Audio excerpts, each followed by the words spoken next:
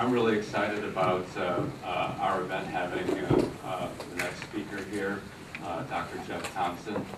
The first time I heard Dr. Thompson speak, it was at the dedication ceremony of the Cashton Greens Wind Project, which is a two-term project that Gundersen Lutheran and Organic Valley collaborated on. And the dedication ceremony occurred in July. We've been showing pictures of at least one of those turbines. And I was listening to Dr. Thompson. I never before heard the dots connected between renewable energy and and somebody high up in the health services industry in a way that was, I thought, very insightful and deepened my understanding of why healthcare should be represented and being part of the coalition movement to promote renewable energy, clean energy, healthy energy in the state of Wisconsin. So that was the spark for the inspiration of inviting Dr. Thompson to speak, and fortunately for us, he accepted. Dr. Jeffrey Thompson is Chief Executive Officer and Chairman of the Boards of Gundersen Lutheran Health System and a practicing pediatric intensivist and neonatologist. Dr. Thompson is board certified in pediatric critical care, neonatal, and perinatal medicine and pediatrics. I'm going to pronounce it. That's probably all you need to say about that. That's enough. They don't want to hear all this stuff. They can look it up on the internet. Okay, one last thing. They're headquartered in LaCross. Gundersen Lutheran provides health services to patients at its hospitals and clinics throughout western Wisconsin, southeastern Minnesota, and northeastern Iowa, supported by a staff of more than 6,000 people. Please welcome Dr. Jeff Thompson.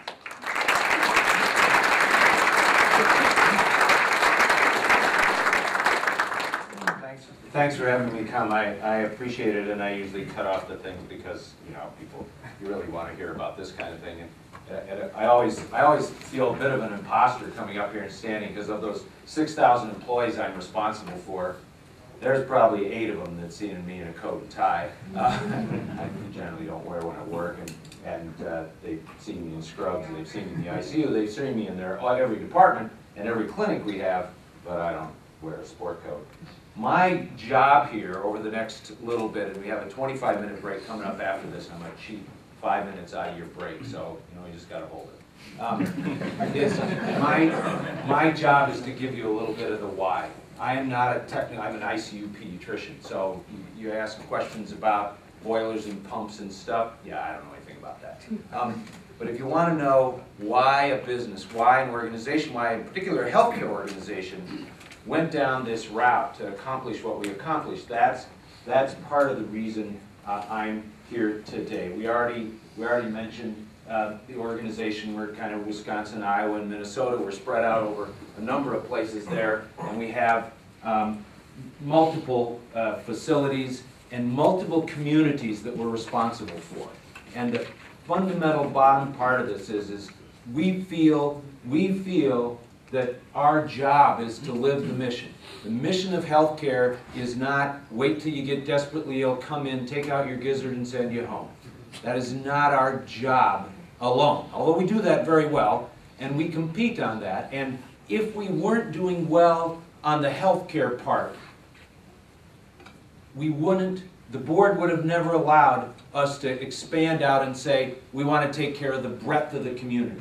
So we believe we need to take care of the breadth of our community. We believe our mission is to distinguish ourselves through excellence, including improved health in the communities we serve. So, if you want to say why would a healthcare organization get involved in this, this is the why. Pollutants from burning fossil fuels, we already heard, 70% of all our power comes from coal. It causes bad things to happen to people.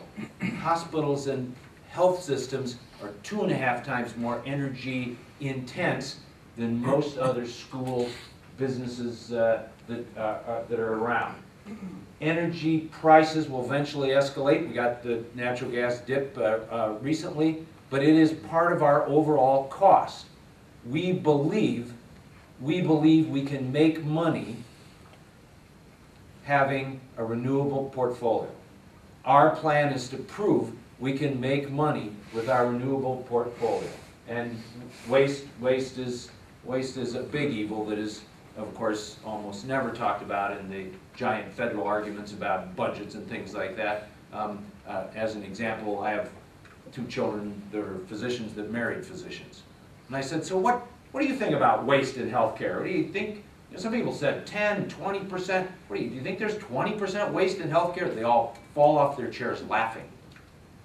And it's not funny to you. It's funny to them. I said, Dad, come on, 20%? I see 20% waste by noon every day. Yeah. We believe we are a part of the environment, we're a part of our communities. We don't think we are a part above or beside, we are in our communities, and our responsibility is to take care of the breadth of the community. Can we do it all by ourselves? We cannot. And we'll show you how we partner with many, many people. It's part of our fundamental strategy.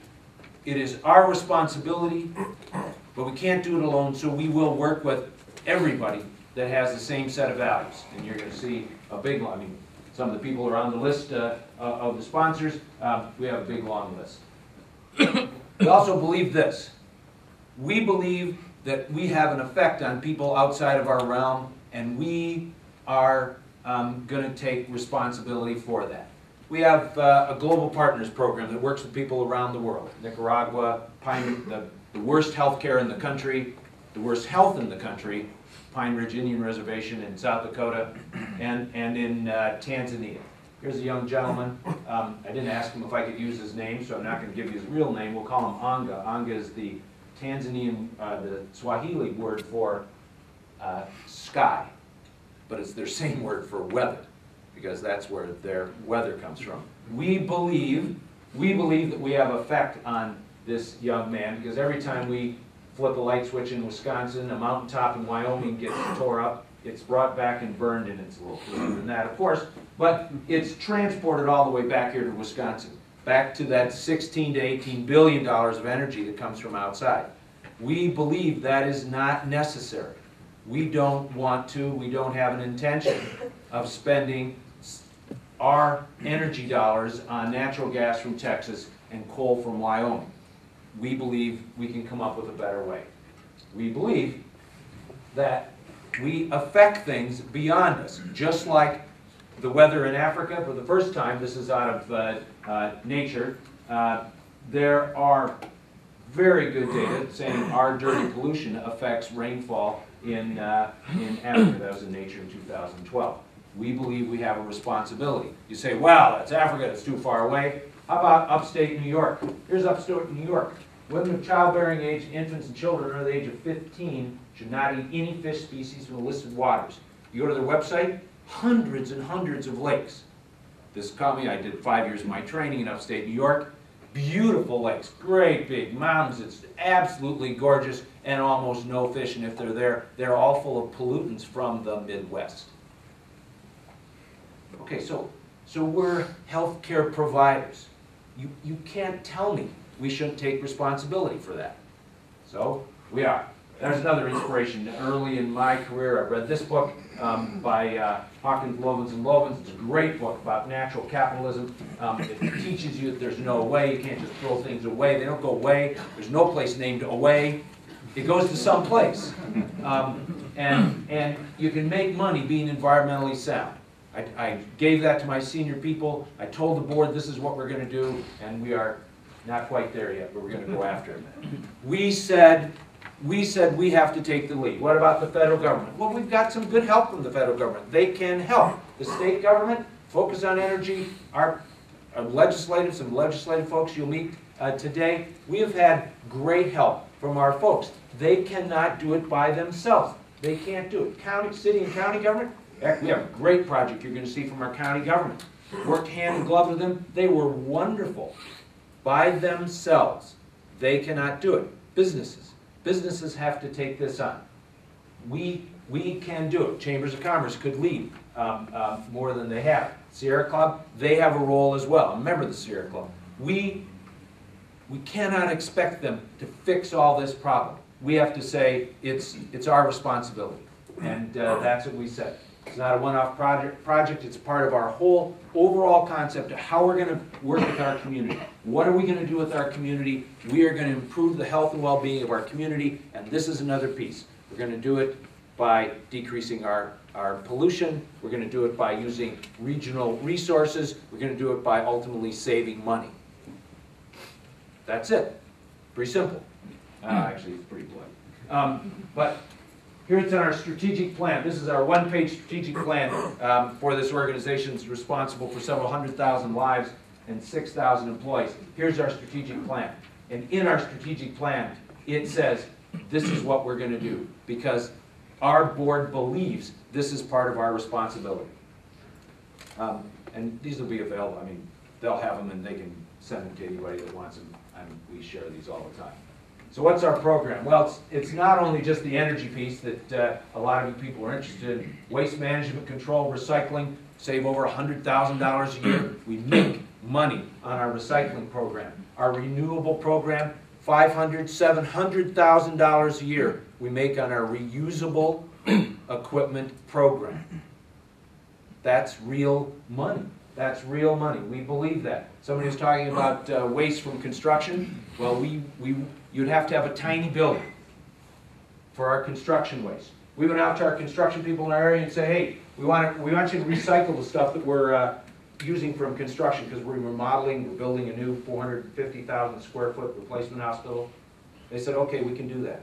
And our internal contract people said, geez, will anybody really bid on it if you had set the bar too high? I said, they'll bid. They're smart people. So we set the bar at 80. They came in at 90% in their first try.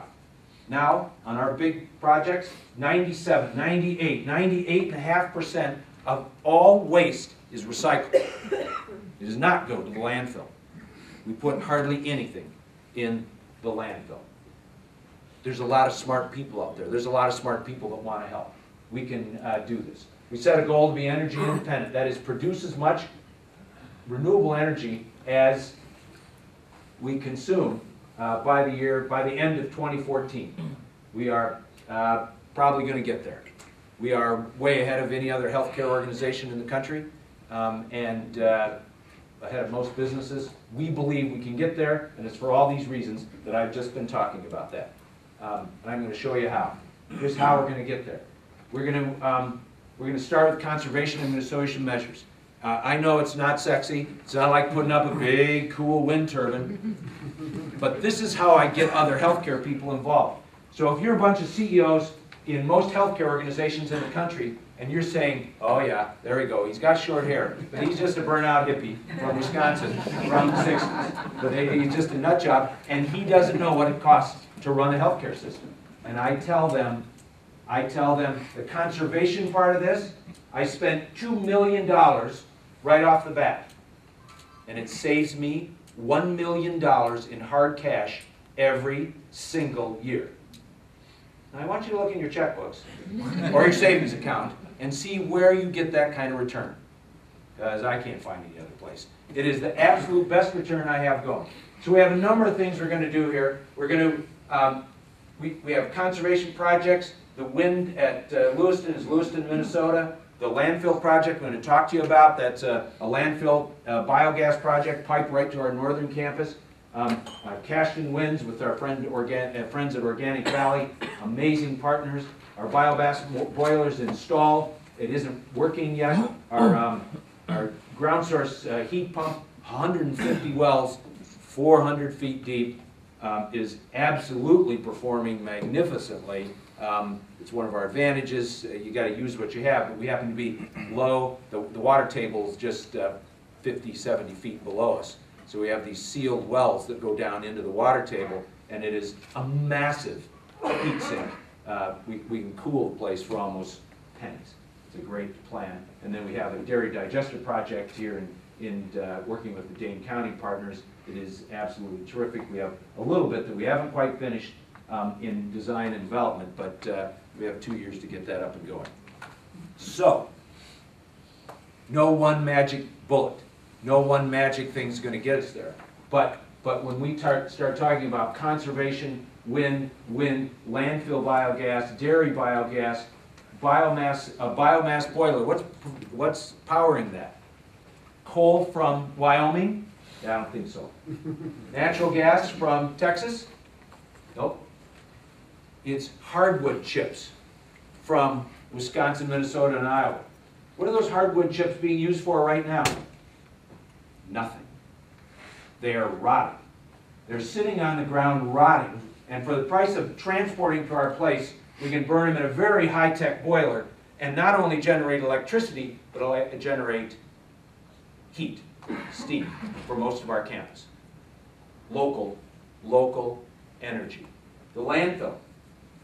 What's that? Landfill biogas that's on our northern campus. Where's that energy coming from? Wyoming? Texas? No, it's coming from the landfill. It's a mile away from our campus. What's it been doing for the last 30, 50 years? Flared off. Now it's powering our campus. So conservation, great. It reduces waste, great financial returns, quick success, gets you momentum, builds credibility. It is absolutely one of the smartest things we did. It gave us purchase on a lot of these things. It gave us some funds that we could then experiment on some things. Cons? It's not cool. And you can't conserve yourselves to zero, especially with very, very old facilities. Do we measure it? Yeah, we had a bunch of slide rule toting engineers, most of them trained down here at Madison, and they absolutely measure the heck out of this stuff. They pound it, and we remeasured. But here's an example. When our conservation, remember we said we spent some money? Well, some of it we didn't spend much money. We had a building built in 2003. 2003, that's not that long ago. We did this conservation project in 2008 and 2009. We went around, and one of the things they went to the roof of this building. And this building has a same-day surgery center in it, but all the rest of it's just, it has nothing that's a 24/7 service. But it had 3 fans about the size of this corner of the room running 24/7, 365. Our engineer walked over to the little control thing, turned and said, oh, we just have to do this for daytime. Click. $19,000 saved.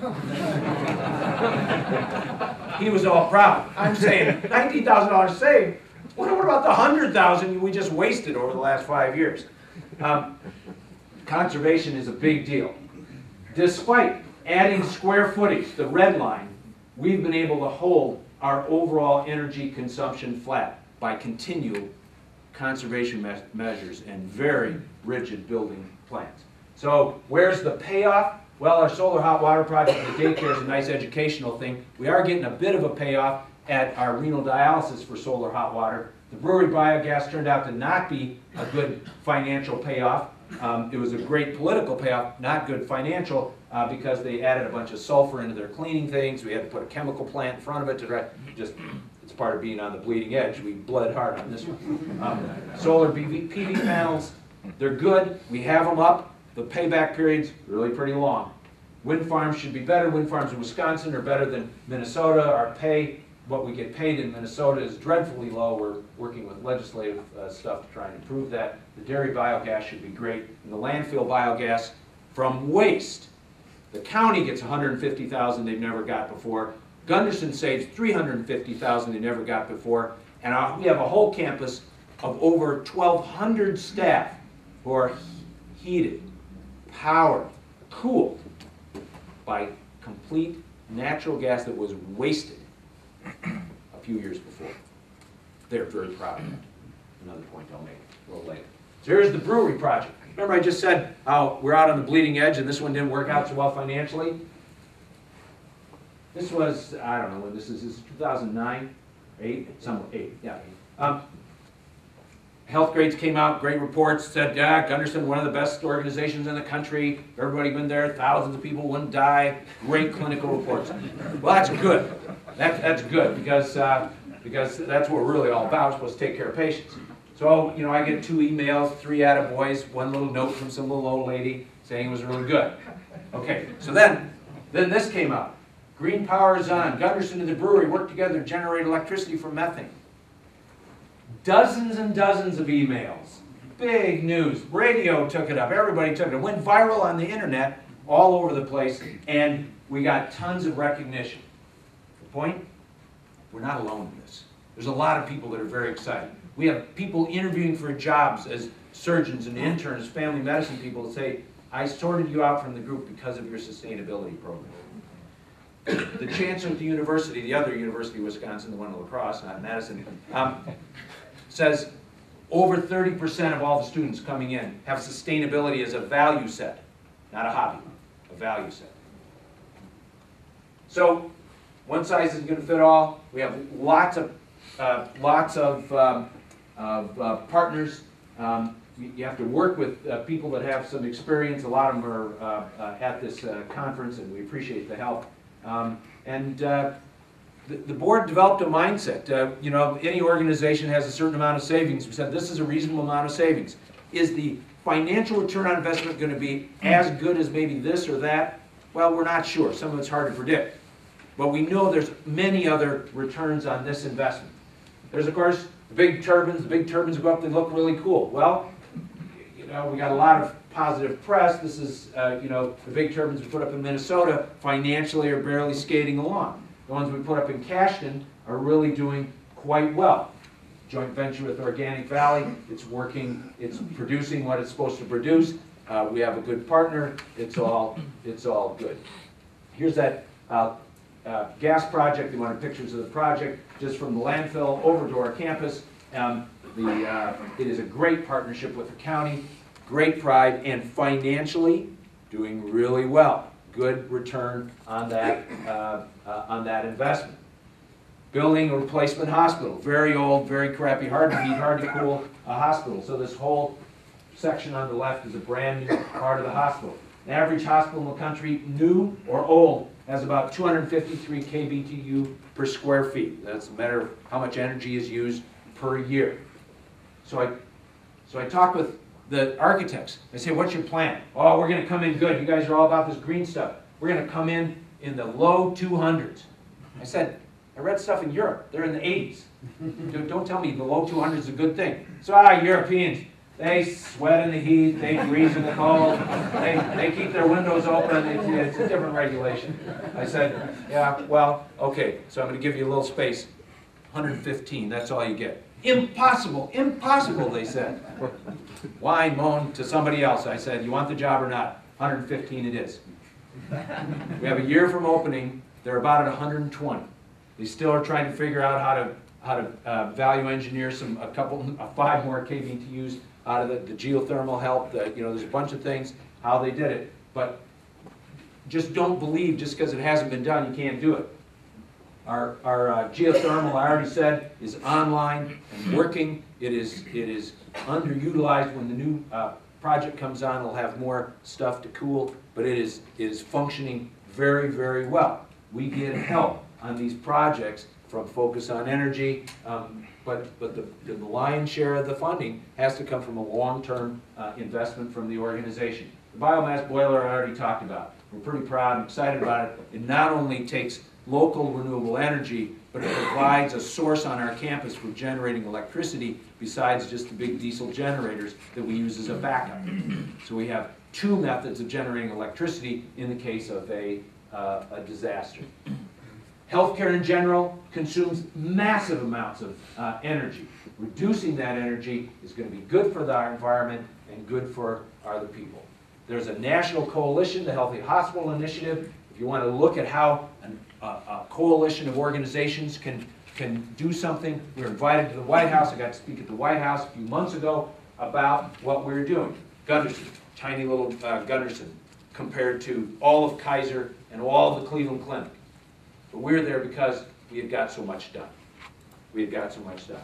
So there is another piece, besides making money, besides improving the health, that is a very important piece for businesses. And this is another piece, the staff pride. I talked about the young people. Well, young people, old people, doesn't matter. our staff get very excited when they hear that the organization is behaving responsibly. Now, they like to hear that we're making money on it so it doesn't cut into their paycheck. But they want to know that we're behaving responsibly, we're not settling for mediocrity, we're distinguishing ourselves as someone taking care of the health and well-being of our community for the long term. So when I present to businesses, this is what I lean on them about. I tell them that they have an opportunity. They can lead, they can instigate other businesses, they can participate. Some things you can only be a partner in, that's fine. And some things, sometimes people will choose to just sit on the sidelines. We chose not to stay on the sidelines. We chose not to stay on the sidelines because we are responsibility for the future. We believe, as an organization, we have to be able to look our grandchildren in the face and say, yeah, we did the right things. So our organization, on top of making the money, on top of partnering with our community and helping the regional economy by using local sources, believes this is the right thing to do for the next generation. I'm going to be around most of the day. I have plenty of time. If there are questions, you want to take questions, you want to go to break, it's all you. I think go to break. Yeah. What we'd like to do is give